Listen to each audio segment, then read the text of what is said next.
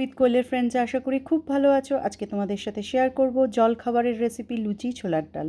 তো প্রথমে 1 কাপ ছোলার ডালকে আমি গরম জল দিয়ে ভালো করে ধুয়ে নিয়ে তারপর 1 ঘন্টার মতন ভিজিয়ে রেখেছি। তারপর একটা প্রেশার কুকারে পরিমাণ মতন জল, ছোলার ডাল, নুন, একটু হলুদ আর গোটা গরম মশলা, একটা কাঁচা লঙ্কা দিয়ে ছোলার ডালটাকে 2টো সিটি দিয়ে ভালো করে সেদ্ধ করে নেব।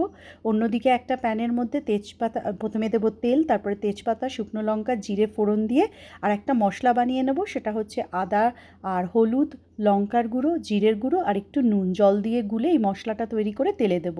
তারপর নাড়াচাড়া করে যখন মশলার কাঁচা গন্ধ চলে যাবে তখন সেদ্ধ করা ছোলার ডালটা দিয়ে পরিমাণ মতন জল দিয়ে ঢাকা দিয়ে মিডিয়াম আঁচে কিছুক্ষণ হতে দেবো।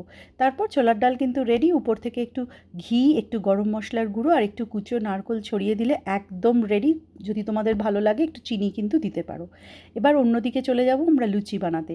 2 কাপ ময়দাকে নুন, একটুখানি চিনি দিয়ে অল্প অল্প করে একটু তেল দিয়ে প্রথমে একটু শুকনো মেখে নেব। তারপরে অল্প গরম জল দিয়ে আস্তে আস্তে করে মাখবো, যাতে লেচি মানে গোলাটা একদম নরমও না হয়, একদম শক্ত না হয়।